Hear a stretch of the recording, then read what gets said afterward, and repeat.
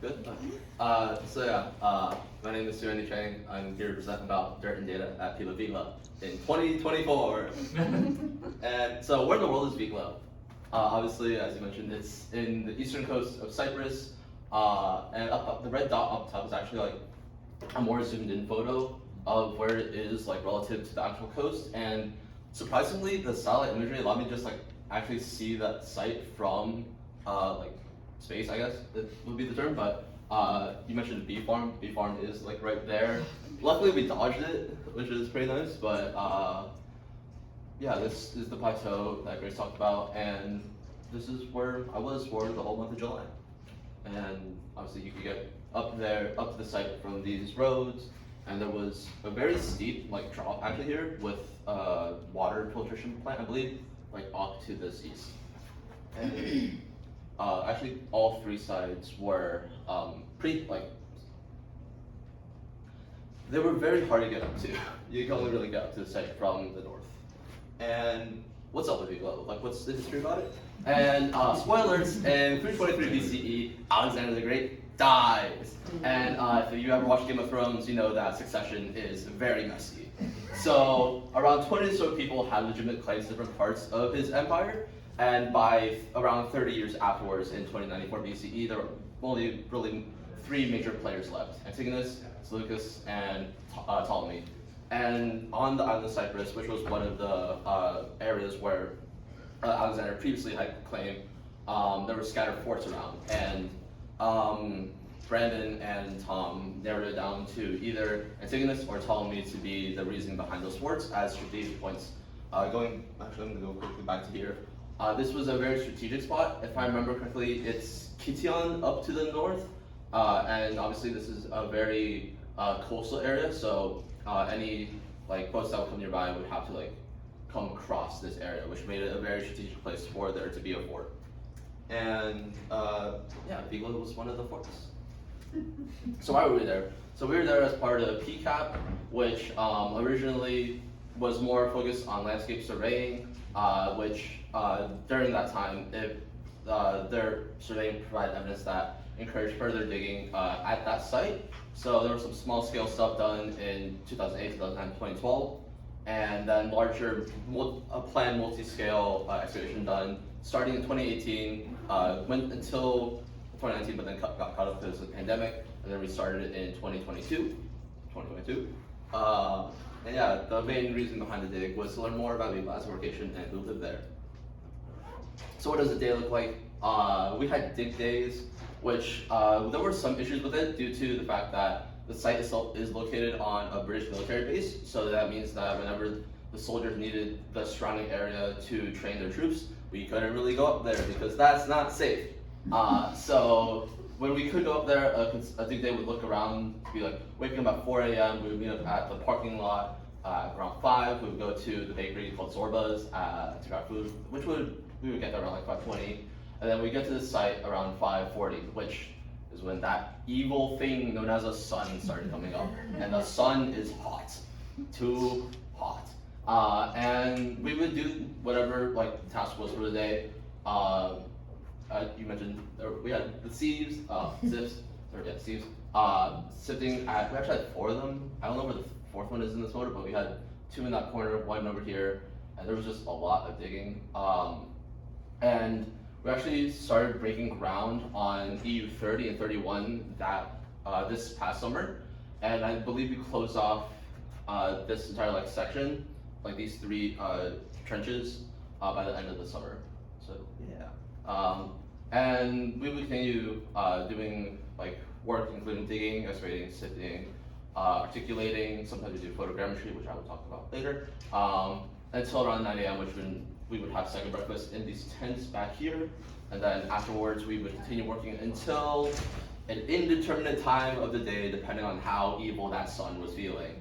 Sometimes we would end short at around 11:30, 11:45, because it was just super hot that day and very unbearable. Other times it was okay enough that we could last till like 2:30, just because there were some very generous clouds, which gave us some much needed shade during the day.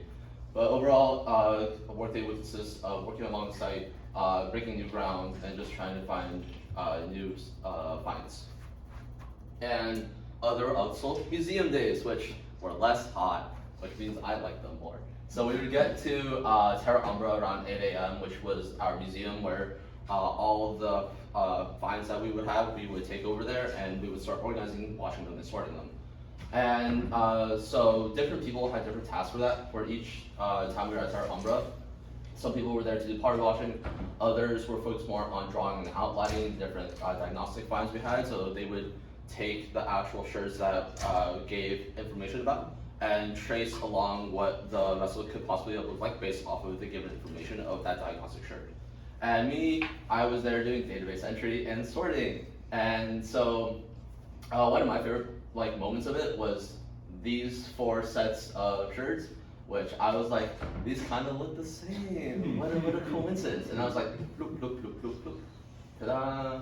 And it kind of ties to concepts like MNI and NSP, where the measurement of different shards can be tied to not only the quantity of different, how many pieces are in, but also how they can possibly play into one another, which, as you can see here, even though there are 4 distinct parts, there's a high likelihood, I can't guarantee anything, there's a high likelihood that they're all part of the same one big vessel.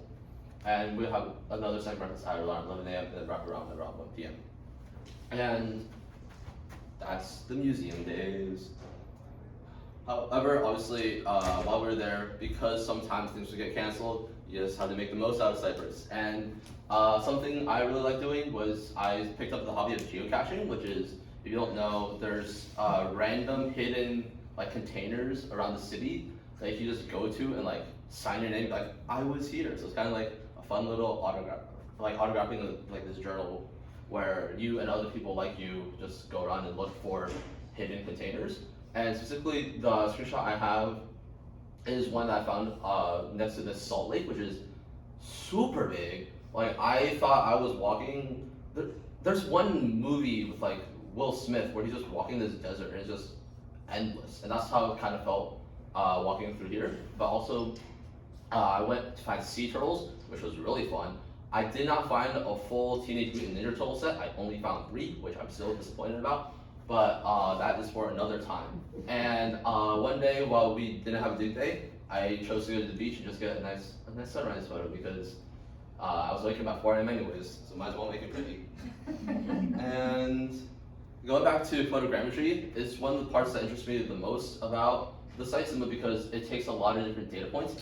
I am not an archaeology major, I'm data science. I forgot to mention that. That's why it's called dirt and data. But basically, you would take a lot of photos along a trench, and doing so will give you different mapping points that you can use to 3D analyze the full scale of the trench.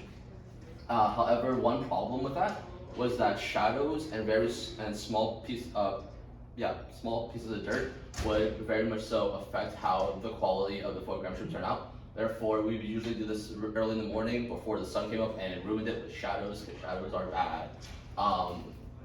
And so that would be one of the things that we would do later on, once we had actually done quite a few inches of digging, and we do that in the morning, take photos from different angles such that we could get a comprehensive scale of the trench.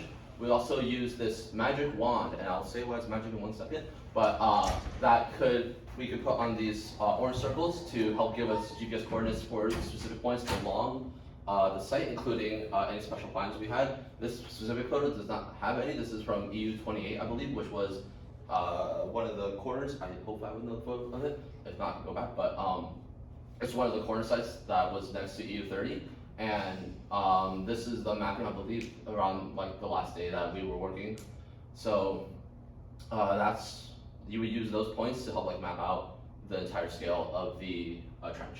And one bad thing, obviously, when you're using GPS is when it fails. So sometimes the magic stick would magically transport itself across the Mediterranean into the Beirut airport, which, as you may know, I was not in Beirut, but the stick sometimes was. And actually, I did end up in Beirut sometimes when I was geocaching. So this is a screenshot I had when I was like, this isn't where I am. No, this blue dot is not me.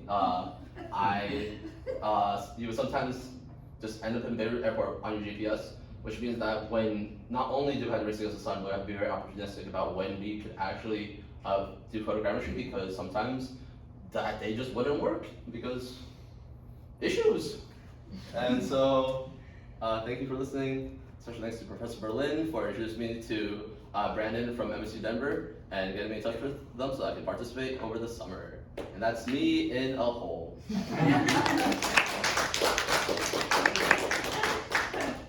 Yes, any questions? Yes. Professor Berlin. So, thanks so much, Andy. I'm really, really glad that you were able to work it out and go to Pula. What is your single biggest takeaway about digging? About digging? The thing about digging for me, I found myself getting into the groove of it much later in the actual month. How, like, the first couple months, I was very, like, it was harder to find myself super motivated to it because I found that, like, the mindset I had was, and this was most of my part, I did not go look for funding when it came to this time. I paid for it upfront by myself, and therefore I saw a lot more. This was a very like bad mindset of mine, where I saw it more so as a job rather than an experience that I can really take a lot from.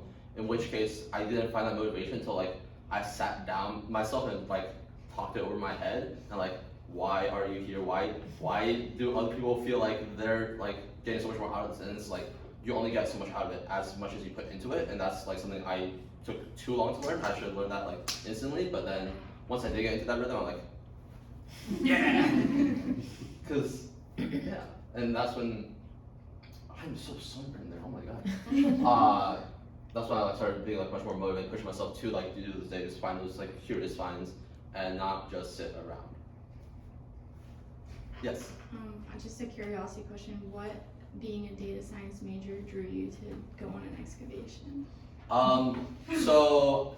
Over this the past spring, I was debating doing a dual degree between data science and archaeology, and so I wanted to get a first-hand experience about like the archaeological process that I hadn't like really learned in a classroom, and that would help me like determine what I would want out of archaeology.